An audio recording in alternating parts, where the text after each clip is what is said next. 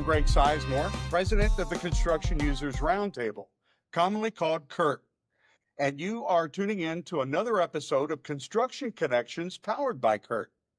CURT is an organization primarily of the owner community designed to help those owners get more construction for the money by providing resources, experiences, and perspectives with each other. You can learn more about CURT at curt.org, our website, which will appear at the end of this podcast, or you can call the CURT office, whose number will also be on the screen at the very end of the podcast. We are excited to have with us today Mr. Jim Ellis, a globally respected corporate executive with more than 45 years of visionary leadership experience, spanning from DuPont on to Sabic Corporation and most recently Microsoft. As the former corporate vice president of global capital projects for Microsoft, Jim played a pivotal role in shaping the data center infrastructure at one of the world's most influential technology companies. Prior to Microsoft, Jim was the global vice president and general manager of capital projects at Sabic, where he helped drive profitable global growth in petrochemicals. Earlier, he had a distinguished 33-year career at the DuPont Corporation, holding multiple corporate leadership positions, culminating as the senior executive director of global engineering and capital projects. Throughout his career, he has been recognized for delivering large-scale, complex capital programs safely, efficiently, and predictably, while building high-performance, cross-cultural teams to advance capital project excellence. Today, Jim is the chief executive of Alessian, a consulting and tech firm, and chairman of the board of the Construction Users Roundtable. Joining me now all the way from Houston, Texas, is my good friend and colleague, Mr. Jim Ellis. Jim, how are you doing today? Good, Greg. Good to see you as always. And thanks for the Great. very kind introduction. Really appreciate it. Welcome. Well deserved. Hey, we're going to jump right into it. And I want you to set the stage for us. We have a $2 to $3 trillion capital project wave, if you will, coming over the next several years to the United States. Why is this a critical period for us in the construction business? Help us set the stage for the conversation. Sure, Greg, is a great question. And it's pretty exciting times right now, right? And clearly, this is unprecedented in terms of the wave that we're seeing and the demand across multiple different types of industry segments. You know, when I break it down, I think about things like data centers, which I had the experience with Microsoft on, and, in and of itself, that's going to be upwards of $1 trillion and maybe some talking about $2 trillion of capital spend globally, right? With compounded annual growth rates that are almost upwards of 25%, where AI is going to be upwards of 35 to 40%, depending on, what industry you take a look at and who's projecting. It could be up as high as that. But that's not the only thing. You've got all of the energy transition that's got to go in to support all of these capital projects that are going. And that's been one of the bigger challenges that we face and a critical path on a lot of projects right now. But the infrastructure going into this is almost $1 billion in the U.S. alone. Time to market right now is highly dependent on energy infrastructure, right? And so if we don't get it done, we're not going to get these capital projects done. And then you have a lot of manufacturing reshoring. That's Mr. Trump's goal, right? With all of these tariffs, and we talked about semiconductors, and we talked about EVs, and we talked about things that are going to help with the companies repatriate back to the U.S. and also with our national security. So this is really unprecedented times, and the numbers are just overwhelming. And we'll talk about some of the challenges here, I'm sure, in a bit, but clearly it's quite exciting from a demand standpoint. Indeed it is. But what I'm seeing today in our business and among the members of CURT are major budget and schedule overruns. What are the key drivers for those challenges? A budget schedules being jacked up. What's going on here, Jim? Yeah, it's a great question, and it's supported by a lot of the data that I'm seeing too, Greg. When you think about a recent McKinsey report saying, 90+% of large projects are experiencing delays and overruns. And overruns is not only on the schedule side, but on the cost side. And, some of the key causes that we're seeing here start with workforce shortages and poor labor productivity, right? not to the fault of the craft in the field, but to the fault that we haven't really stepped up and renewed it. And we have a lot of challenges attracting, skilled, quality craft into the workforce. I see a lot of erosion in some of the development side projects coming from DuPont, which was a best in class company as it related to front end loading. We called it front end loading and developing projects. You don't see that because time to market's essential for a lot of these new high tech companies, right? It drives the competitive advantage. So you see inefficient project development, and you're seeing, that translating into issues in construction in the field, for example. When you don't develop a project correctly, you're not entitled to have good performance typically, right? And then you have the permitting issues that are going on right now. One of the bigger challenges we have and real need for intervention here across multiple stakeholders all the way up to the government is how do we streamline the permitting process? How do we make sure that we can get the permits? Right now, it's so fragmented. It's at a state level, it's at a federal level, so forth and so on. That is actually a critical path right following, energy availability on a lot of these key projects. We're still suffering a bit from the supply chain volatility that we saw during COVID. Now, has it gotten better? Yeah, but certain components, like electrical components, are still very, very long lead times, right? And unpredictable in terms of some of the delivery. And, just some other challenges we have is, we don't tend to want to go forward with integrated project delivery where, we work as one team. It's we, they, a lot of times in our industry. A lot of the accountability is we try to push it to the contractor. And I hate to use the word, but we have some gamemanship going on here that needs to be fixed. And we need to be working in systems like, integrated project delivery. And clearly, the last piece of this is, and it's not meant to be critical, it's where we are today, is the C-suite acumen as it relates to and experience as it relates to capital projects is quite slim these days. They haven't experienced some of the challenges that many project directors and project managers and project teams face today. And so, there's some unrealistic target setting even going on, right? And then maybe not even the support that the teams need to get the job done to the expectation that's expected. So some real challenges, obviously. Jim, another question I have, and great insight. Thank you for that. Is power availability is emerging as a national bottleneck? Do we have enough power to and grid connections to power what we think we need to build? Talk to us a little bit about that as well as the transmission infrastructure. What about the power availability bottleneck?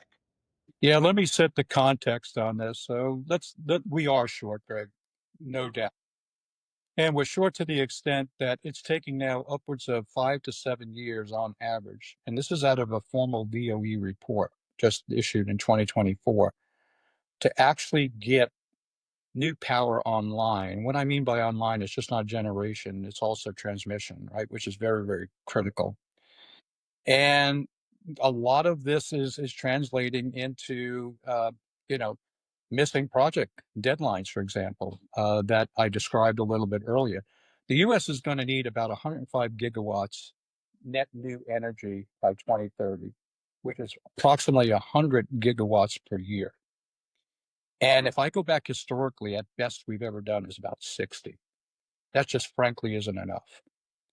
And to scale up is going to require some significant effort. And it's all of those bottlenecks we described, right? It's no different putting in a generator to generate, electricity than it is to build a data center, for example. And, we're going to have to see an increase of about 60% of the transmission lines across the US alone just to meet these demands. One example, for example, if we want to lead the world in AI development, we all talk about that, right? AI is the new kind of in thing. We all are excited about it. And, we're all concerned about it as well in terms of what it means. But at the end of the day, data centers today represent about 4% of the total electricity demand globally. It's going to go upwards of 12% by 2030. Just think about that alone in terms of an industry segment. And, that's huge. That's going to create additional strain on the grid. So there's going to be the need for grid expansion, interconnection upgrades, strategic resource planning, all those things that we know compounding by the fact that we got to streamline this permit process to get the energy on, at least the project started to get the energy online. So this is a big challenge for us that many industries are facing today and clearly needs some intervention, again, through a varying stakeholder group all the way up from the companies that are looking to build the capacity all the way through the governments kind of mitigating some of these issues that companies are facing. Wow, that is exciting and challenging, scary, all at the same time. And one of the things I want to take a moment here. One of the things that CURT delivers are quarterly meetings. We call them solution summits. And while we don't have all the answers, we're willing to share our little teacup full of experiences, perspectives, and resources. And I want to tell our audience that the next meeting is going to be right here in Cincinnati, Ohio, very near the CVG airport on September the 15th and 16th. 15th, 16th, and 17th, actually. And if you want to know more about how to plug into the CURT Solutions Summit, we invite you to visit our website. Again, the website will be shown at the end of this podcast, curt.org, very easy, or to call the CURT office. What we're going to do a deep dive in September is owner early decision processes for a modularization strategy that matters. And that's going to be on Wednesday, September 17th. We'd love to have you if you're within easy flying or driving distance to Cincinnati. Well, come on over and join us as we grapple with these problems together, especially with respect to front-end loading and modularization, as you've heard Jim reference. Jim, you mentioned for a brief moment the concept of permitting. What is the state of permitting in the United States? And I know you're one of the key McKinsey consultants, and this is something that you folks have studied over the last couple of years. What are you saying vis-a-vis permitting, and how long is it actually taking to get approval for some of these major projects? Yeah, so the permitting is, again, another critical path, Greg, as you know, and the regulations are constantly changing. You have NEPA reviews that have take place for many of these projects, right? And on average, for the energy, it's taking 4.5 to 6.5 years sometimes to get the transmission. Well, half of that is due to the permit process. So we're talking now 12 to 24 months in some of these local jurisdictions just to get permits so that you can actually, get the construction project out of the ground and started, right? And the complexity of the permitting process and the lack of real agency integration is another big challenge that we face, right? So you go out there, you've got to make sure that you're doing a lot of work on these, what I'll call parallel reviews, which are somewhat inconsistent cross state, cross local, jurisdictions. And, one of the bigger challenges that I see is the community has the right to gives us the right to operate, right? All companies. And we lose sight of that sometimes. And what we see is that companies go forward, they don't engage the community in the process. Obviously we come in there, we tout that we want to be good neighbors and so forth and so on, but we've got to be thinking about how do we become a good neighbor?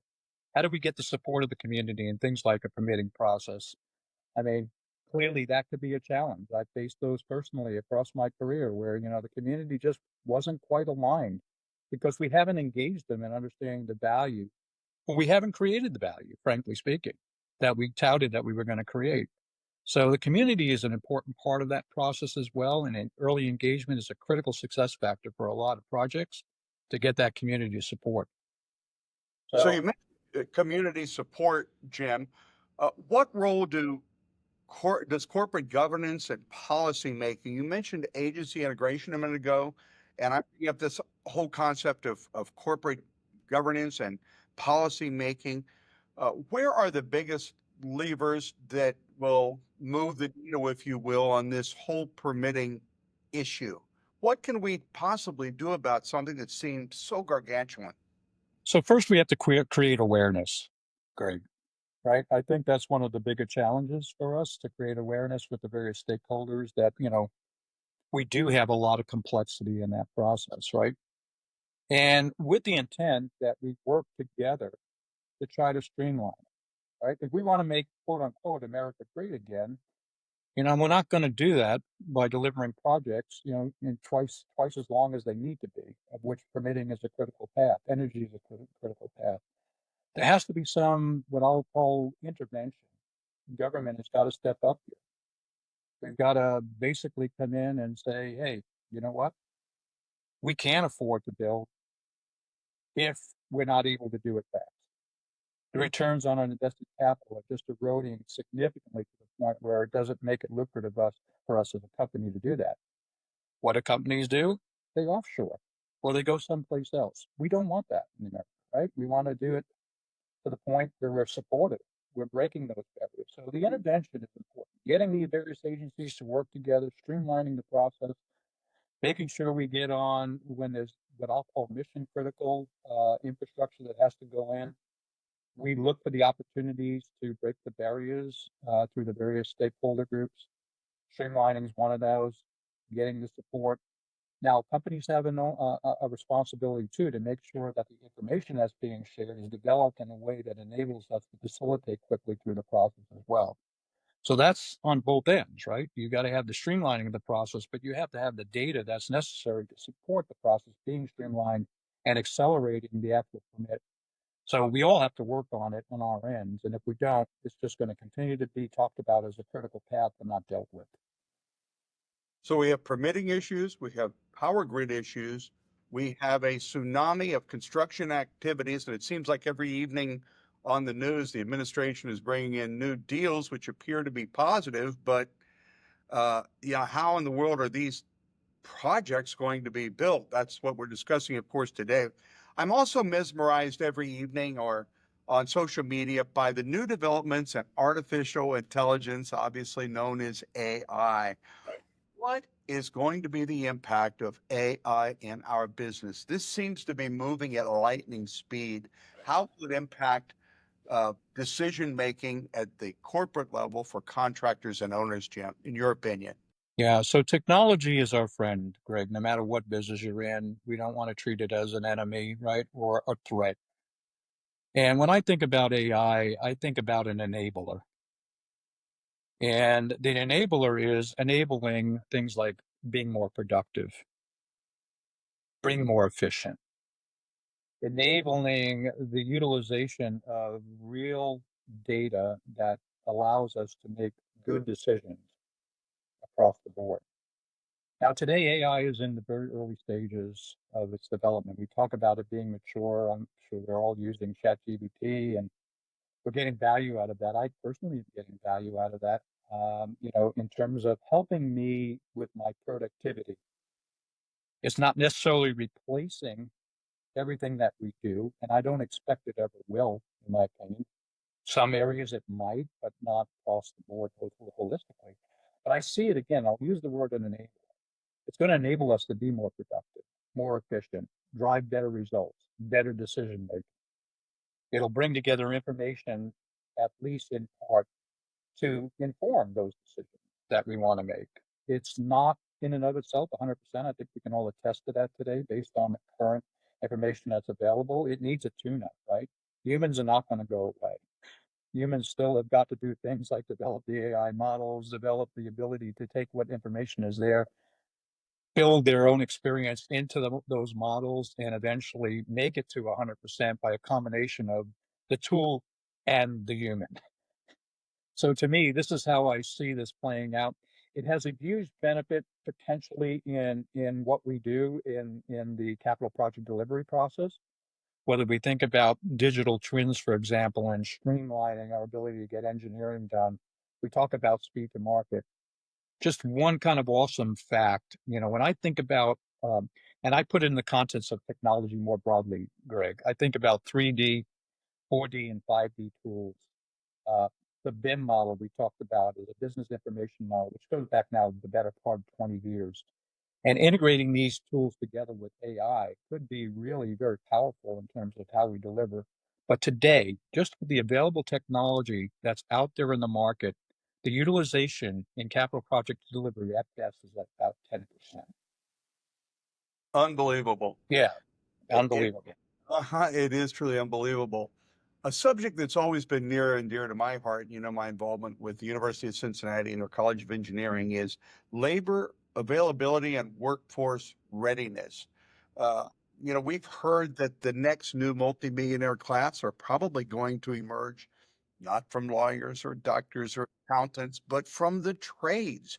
Yeah. People who acquire a high and demand skill set, electricians, ironworkers, plumbers, pipe fitters, rod busters, millwrights, etc., and build businesses around that.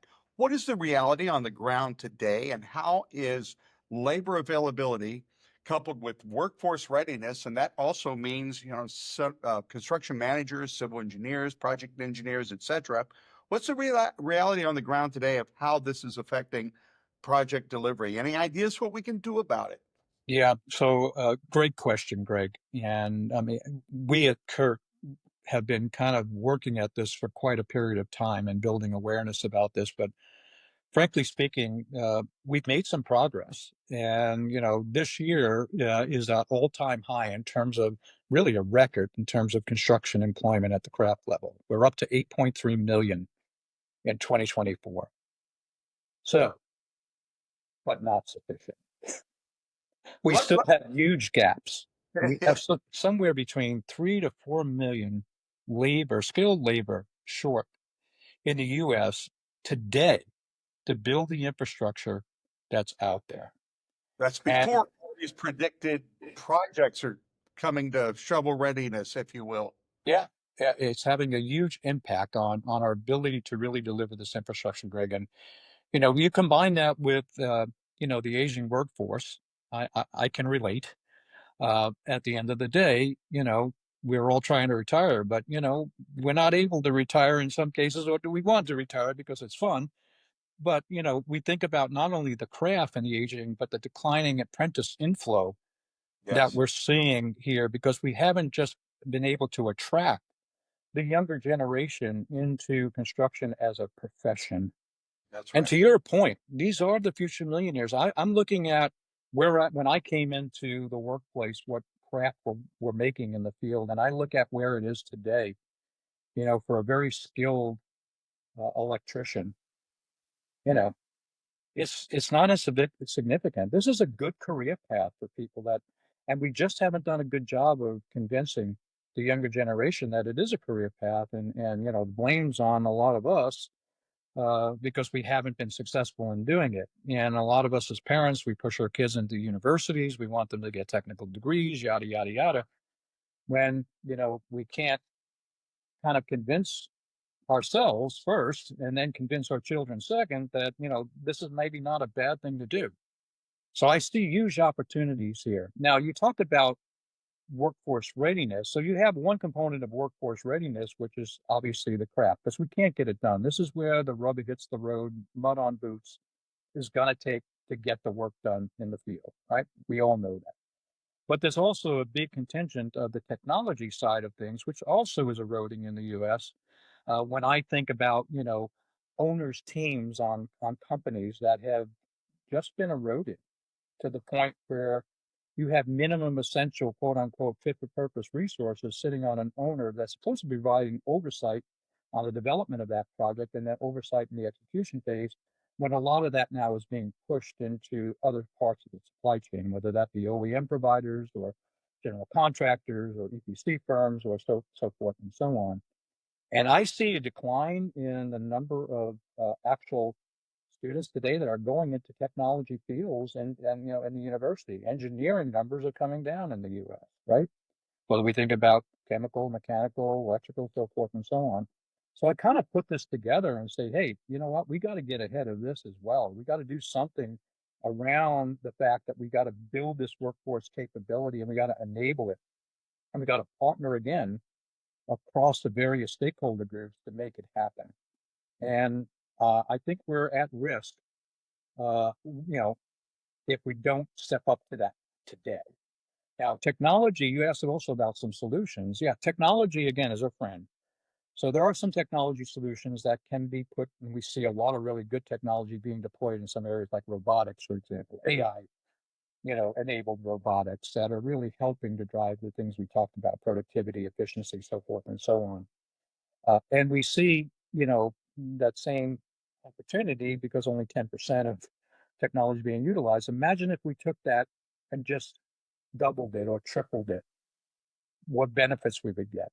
Mm-hmm. I also see a big shift in offsite construction, right? And you talked about the modularization summit, offsite construction summit that CURT is going to do here in Cincinnati. I'm really excited about that and look forward to it because it indeed is starting to gain some momentum in our industry in a big way.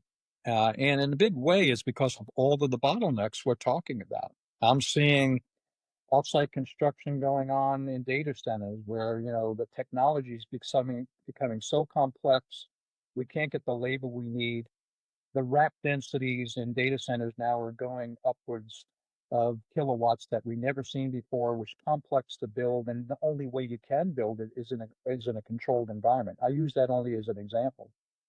I see huge opportunities across the petrochemical space. So when I was the executive director for SABIC for capital projects, you know, we were building a facility, a very large ethylene facility in Corpus Christi, Texas, right? To the point where Kraft was going to peak at 14,000, which we knew was just an undaunting challenge to get 14,000 workers sitting on a single site in Corpus Christi, Texas. So we kind of came in there with a strategy that modularization was going to be clearly our friend, and that was going to be a challenge because modularizing in the U.S. when you're already craft struck didn't make sense. So we offshored this actually to Asia, and we were able to construct 90% of that job, a $10 billion project that came in, by the way, at much less than that, 1 month ahead of schedule, modularizing 90% of the content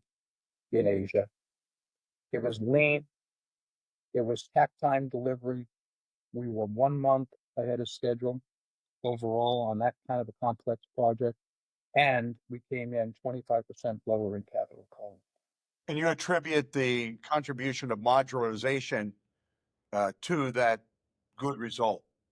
As an execution strategy, Greg, yes, I also contributed to a lot of other things: good integrated project team delivery, good development of the project, a very eventually supportive community, which had some challenges in the very early phases. But that project was one of the successful highlights of my career, and just goes to show that when you do it right, you follow best practice, you put together what I'll call the right execution strategy that's fit for purpose.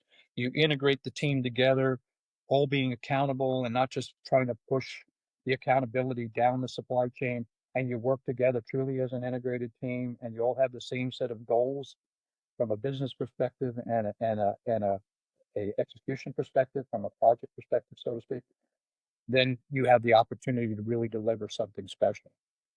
And that's a case in point where, and this case study will be talked more about at the CURT Summit in September with Bill Lewis. Yeah, and again, that's September the 17th. That's on a Wednesday. It's at Cincinnati, very near the airport. More information available to you, the listener, at curt.org. Jim, as we wind down here in the next few minutes, tell us a little bit about some of the sprint teams that are close to your heart. And for our listeners, sprint teams are not committees. They are teams that are laser focused, disciplined, and consistently working toward an output, a solved problem, a recommendation to solve a problem. Jim, tell us about the new sprint team that we're considering deploying at CURT and your role in it. Yeah, Greg, great question, and thanks for teeing this up. And based on everything that you and I just talked about and discussed, right? I mean, these challenges can be somewhat daunting, but the one value that CURT brings is solutions to difficult problems, right? Mhm. And we Yes. work together at this. So one of the ideas for the sprint teams, which by the way I see as being a really strategic, pivotal moment in CURT for CURT, and a lot of good engagement from our members and others that are delivering some really good content that will be quite useful for others that are part of CURT and beyond, right? But this one is sprint team that we're thinking about is how do we go about, breaking these barriers in capital infrastructure development? What do we need to do?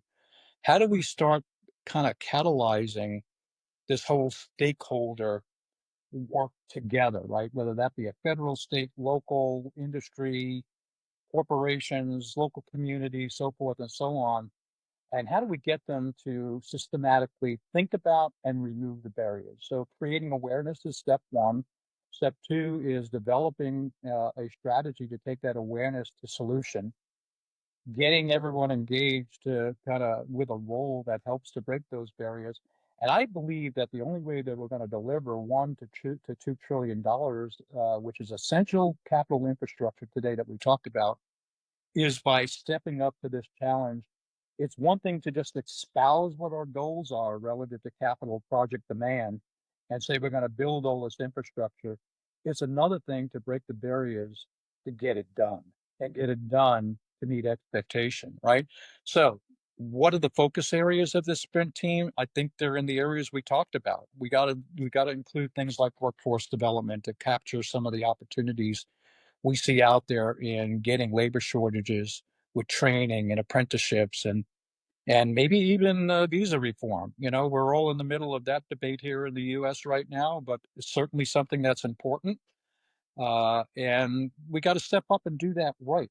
Doesn't mean we shouldn't do it, just means we have to get it right and get the right people here. And I think that's one of the bigger challenges, the permitting acceleration. How do we advocate for things like AI enabled permitting? There's a tool that can really help us. Streamline the process first, then put the technical solution overlay to it, get it streamlined to the point that, the regulatory pathways are such that we can go and maybe cut them in half. That would be significant for a lot of developers and builders today. Power infrastructure is at the top of my list too, Greg. We've got to do something to partner with utilities and governments to ensure timely energy access. If we talk about renewables, it's still a part of the solution. Many, many companies still have very significant sustainability goals by 2030, 2050. That's part of the solution. But it's not the only solution. We got to work on grid power. We got to learn to utilize things like natural gas in a sustainable way. And there are solutions from a technology standpoint out there that enable us to do that. So how do we work on that? How do we get timely energy? We can't deal with it in 6 and 7 years when the project life cycle is 2 to 3, right? This is just a no-brainer. Working on supply chain resilience will be part of this. How do we get the supply chain to the point where we encourage domestic sourcing, right? We want to do that. We want to encourage new development of growth here, but we've got to do things like Mr. Trump wants to do on trade stability. We got to make it fair, but we have to have that in the context of, controlled inflation and tariff mitigation, right? Which he's working on, but that just doesn't happen, uh, you know, overnight. It takes some time. And what we want to do is encourage growth in the US and then support that growth coming to life. Then technology adoption would be part of that. How do we start to advance really AI and these 3D, 4D, 5D tools, modularization? How do we make that more of a spec? How do we get companies to actually see the value in that? And I am seeing that across the industry where you see a lot of general contractors now saying, I've got to have part of my portfolio a modularization offering to my clients and customers. It's happening, right? And then finally, I wanted to talk about this, and I don't want to miss it. Safety is still a value and paramount in everything we do. We talk about safety and well-being of the workforce. We got to think about making sure anything we do creates and sustains that environment where every worker comes to work and goes home safely every day. We're eroding that, frankly speaking. We see some good results in the select companies that do it well, but there are a number of companies out there that are challenged in getting this as a priority, number one. Secondly, as a value. Priority shift, values do not. So safety has to be promoted. It's got to be front and center for everything we do. And then finally, the sprint team has got to have the right team members, right? We've got to get the right cross section of various stakeholders in this thing to make it work. So this is a call to action that that CURT is taking on through the sprint team. I'm really excited about it. I know you and I will partner on this. We have others that are excited on it too. And I think we have the chance to step up and really make a difference. How exciting. You've been listening to Jim Ellis, former corporate vice. Oh, did I mess up? Yeah, go ahead and just end with this question. Okay, end Yep. with this? Yep. Okay. And then wrap your. Hey, Jim, in your opinion, that's terrific insight. In your opinion, why should companies join CURT? Why should they make an effort to come to the national conference in February or attend these quarterly events around the country. You've obviously been with Pont, Sabic, and Microsoft, some of the world's most notable owners.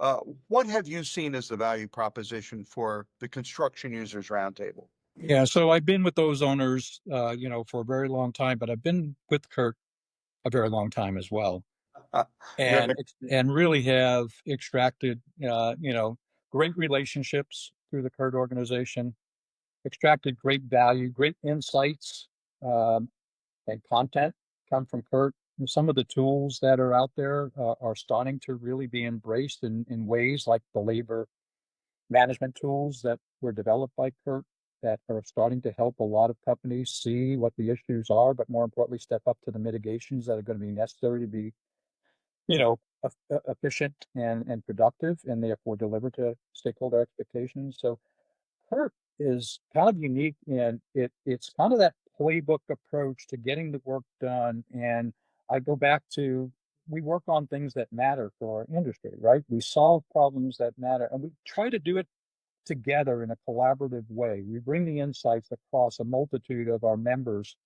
We bring external insights in through the sprint teams now, and through a combination of the membership and these external insights, the content that's going to come out and has come out and will continue to come out of PERT will be of value to not only owners, but the end-to-end supply chain. So this is a bit of a sales pitch from Jim as chairman of the board, but I've extracted so much value out of this in terms of the partnership, Greg, that I know others out there will benefit as I have benefited across my 45 years of career experience, especially in the latter part of that experience, working and being part of a CURT organization. Yeah, thank you for that, Jim. It is an exciting time to be a part of an exciting industry, arguably the largest industry in our nation. And for those of you who've been listening, we've been talking to Jim Ellis, former corporate vice president of global capital projects for Microsoft and currently chairman of our board at the Construction Users Roundtable. This is just one example. Jim is just one example of the many resources that you will find at the Construction Users Roundtable. Again, CURT.org is our website, and our service offerings and opportunities for you to engage with us can be found there. Jim, I want to take a personal moment and thank you for what I have experienced here this morning. It's been exciting, exhilarating, a little scary at times, but certainly hopeful that we can get our hands around this and help owners truly get more construction for the money by solving problems that matter, addressing problems that matter. Construction's hard. We believe CURT can help. So we want to thank you for joining us today, and we look forward to seeing you in Cincinnati in mid-September. You've been listening to Construction Connections, powered by CURT. We'll look forward to having you at our next episode. Thanks for joining us.